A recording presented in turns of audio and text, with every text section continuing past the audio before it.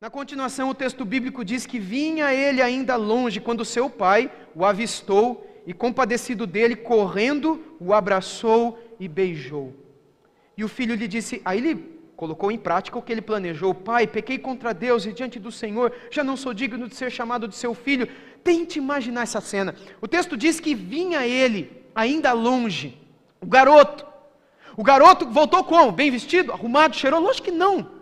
Ele perdeu tudo, ele gastou tudo, ele estava cuidando de porco, ele estava magro, ele estava fedendo, ele estava sem sapato provavelmente, porque o pai mandou colocar uma sandália, provavelmente ele estava sem roupa, porque o pai pediu para trazer roupa, ele tinha desperdiçado tudo, talvez o anel de família ele perdeu, porque o pai pediu para trazer um anel, ele perdeu tudo, ele estava sem sandália, estava sem anel, estava sem roupa, e estava fedendo, estava magro, estava com fome, e esse garoto vem.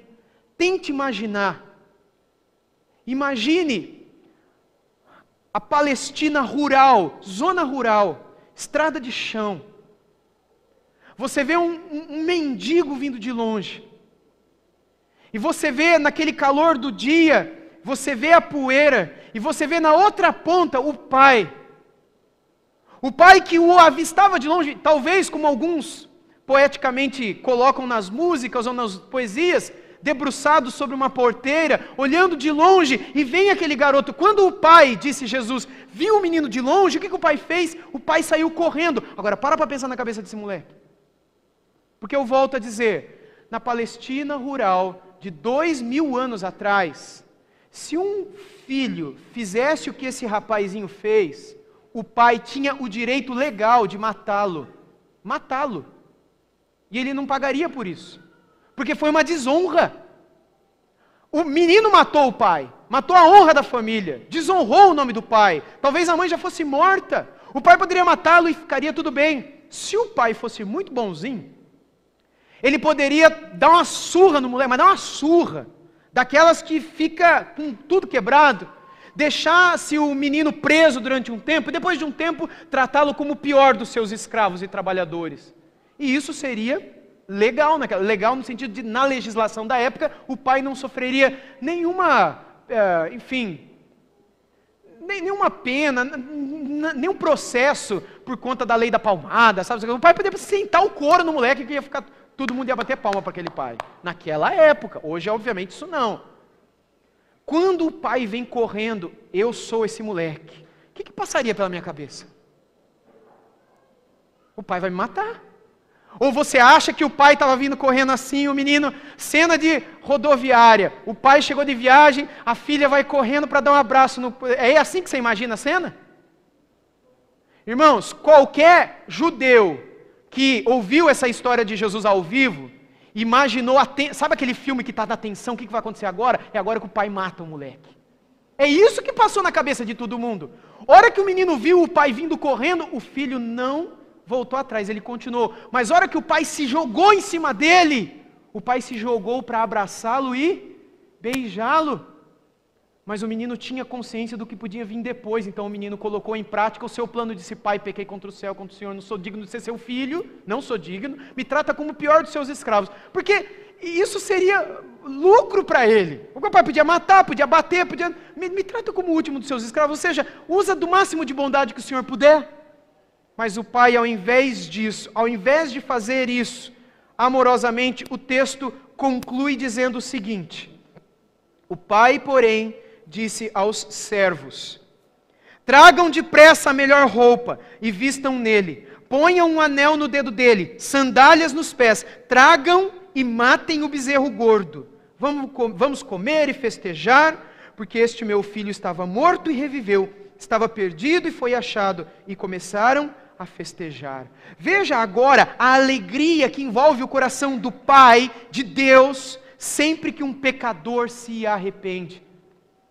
Roupa, anel, sandália, comida, bebida, todas essas imagens estão em todas as parábolas de Jesus, esparçadamente, mas estão. Todas as vezes que Jesus pregava o Evangelho, chamava pessoas, alguma dessas coisas estavam presentes.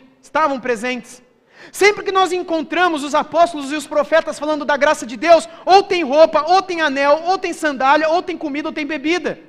Sabe por quê?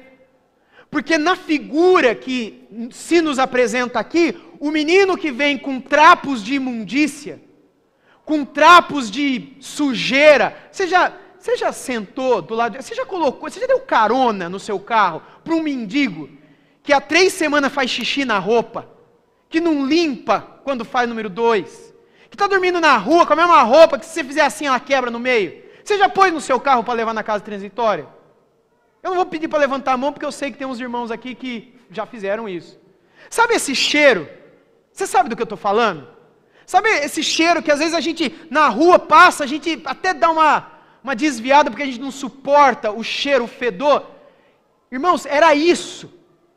E o pai abraçou e beijou. E o pai disse: traga a melhor roupa. Essa figura é a nossa figura. Nós, para Deus, vestimos vestes imundas. O profeta Isaías, no seu livro, diz que o melhor que a gente faz para Deus é como um trapo de imundícia. Mas quando a gente volta para casa, quando a gente volta para o Pai, Ele tira essa veste imunda de nós e Ele nos veste com vestes de misericórdia, com vestes de justiça. Ele nos reveste com as vestes do seu próprio Filho. Paulo escreveu aos Romanos para que a gente pudesse se despir de nossos pecados e tudo mais, e a gente pudesse se revestir de quem? De Cristo. Essa é a figura aqui. Aí ele fala do anel, traz o anel para pôr no dedo dele. Ele deve ter vendido, deve ter gastado lá longe com aquelas porcarias. Traga um anel, porque eu tenho uma aliança com ele. O que o nosso Deus pródigo faz conosco? O que o nosso Pai, que nos dá muito mais do que a gente merece, pede, faz conosco? Se não faz uma aliança também, por meio do sangue de Jesus de Nazaré. Lembra da ceia, quando Jesus disse: esse cálice é o cálice da nova aliança. O nosso Pai também, além de nos vestir com vestes de misericórdia, Ele colocou um anel no nosso dedo. E esse anel foi comprado com o preço do sangue do seu Filho, com a morte do seu único Filho. Ele fez uma aliança com a gente. Você não vai ser um escravo aqui.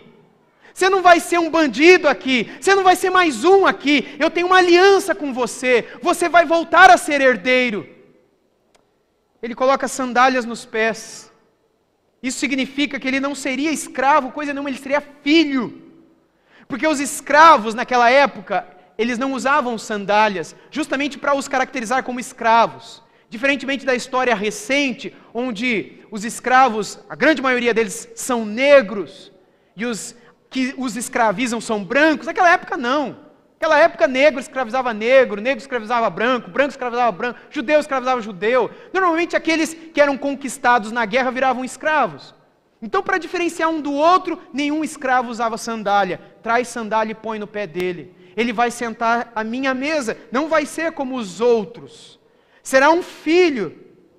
E mais, matem um bezerro gordo, vamos comer e festejar. Porque esse meu filho estava morto e reviveu, estava perdido e foi achado. Esse pai não é vegetariano, oh glória! Ele diz: vamos fazer um churrasco, um bezerro cevado, gordo. Me perdoem os vegetarianos, nada contra, Deus abençoe vocês. Mas na parábola do filho pródigo não era assim. O pai matou um animal, fez um churrasco. Sabe qual é o símbolo aqui? Esquece o churrasco. Esquece a carne, esquece o bezerro, e a carne do bezerro é melhor, do novilho é melhor do que do boi velho, da vaca velha. E aqui, não é? A história aqui não é sobre o animal em si, a história aqui é sobre a festa. A festa. Você lembra daquela outra passagem na qual Jesus Cristo disse que sempre que um pecador na terra se arrepende, o que acontece no céu? Festa! A festa no céu, quando um só pecador se arrepende, quando você se arrepende da vida que você tem vivido e volta para Jesus e diz: Pai, Senhor, Filho de Deus, Espírito Santo, eu pequei, me perdoe, me aceite como o último aqui, porque eu sei que o mais triste no meio da sua igreja é mais feliz do que qualquer um nesse mundo jamais será. Então me trate como o último no meio do seu povo. Eu quero ser o pior no meio do seu povo, mas me deixa viver com o Senhor. Quando você volta arrependido, reconhecendo que tudo que você fez distante de Deus, estava errado, arrependido do tempo que você viveu longe dele, reconhecendo que você nunca deveria ter saído da presença dele. Quando você volta arrependido, existe festa no céu. Você não vê essa festa, mas eles lá no céu estão fazendo uma festa.